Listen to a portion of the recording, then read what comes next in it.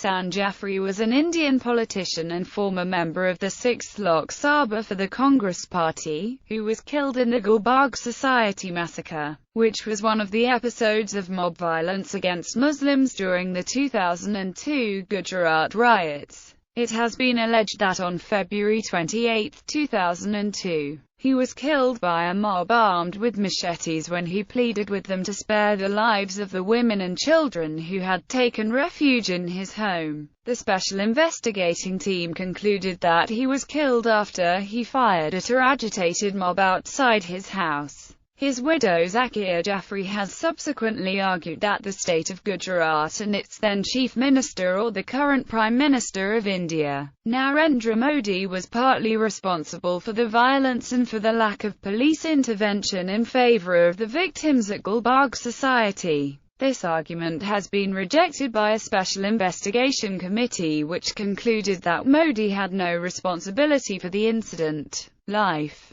Ehsan Jafri was born in Burhanpur, present-day Madhya Pradesh, in 1929, and his father was Dr. Alibakhsh Jafri. In 1935, Ehsan moved to Ahmedabad, studying at the R.C. High School. Subsequently, he was elected General Secretary of the Progressive Editors Union. Around this time, he also completed his law degree and started practicing as an attorney in Ahmedabad. In the 1960s, he had joined the Congress Party of Indira Gandhi, and was heading the city unit by 1972. In 1977, after the emergency when the party was rooted in most Indian states, Ehsan managed to win the Ahmedabad seat and became a parliamentarian in the 6th Lok Sabha. Thereafter, he remained active in the party and held several key organizational posts in the Congress Party administration in Gujarat.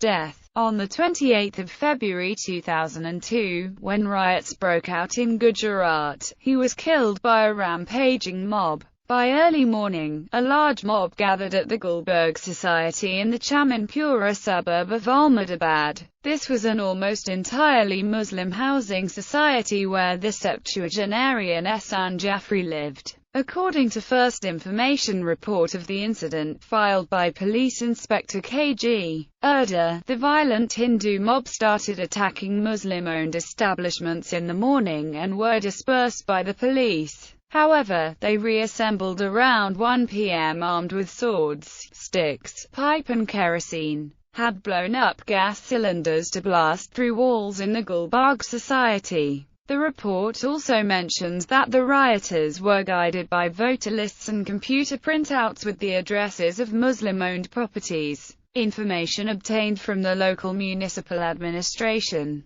This claim was repeated by at least 5 Muslim witnesses presented before the Nanavati Commission. Gory details of how former Congress MP Ehsan Jafri was hacked limb by limb at Gulbarg Society, then burnt, have been reported in Indian media exposures. In the words of those who did it, Chamanpura is in central Ahmedabad and barely a kilometre from the police station, and less than 2 kilometres from the police commissioner's office. Believing the area to be safe given Jafri's presence, many Muslims in the area had gathered in his compound. Around 10:30 in the morning, the Ahmedabad Commissioner of Police, P.C. Pandey, personally visited Jafri and apparently assured him that police reinforcement would be coming in the next 5 hours. Jafri and top Congress officials of the state repeatedly kept calling the police and other government officials requesting safe transport for the residents, but no help arrived. The Urda further stated that the police station had 130 policemen on duty that day, and were well armed with tear gas shells. However, no one was deployed to disperse the crowd. Despite Ehsan Jafri and top Congress politicians repeatedly contacting the Director General of Police, Police Commissioner, the Mayor, Leader of Opposition in the State Parliament, and other top government officials, investigation of death.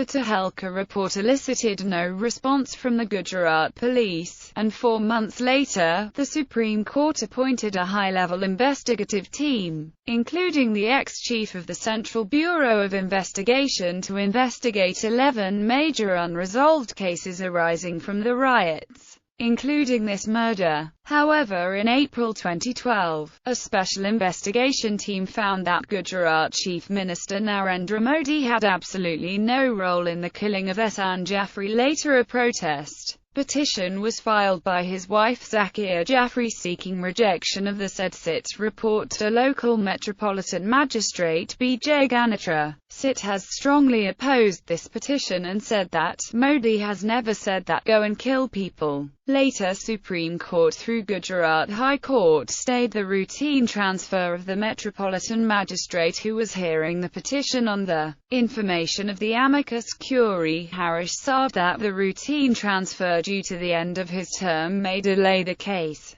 However, in December 2013, Metropolitan Court rejected the petition. Zakir told she will appeal against it in the higher court in a month. Personal life. Jafri's wife, Ehsan Jafri, survived the carnage. His daughter, Nisrin Hussain, lives in Delaware. Ehsan Jafri had a lifelong interest in literature. While at school, he had brought out an Urdu magazine. He kept writing even during his years of labor union struggle. In 1996, he published his volume of poetry titled Quandial in Urdu.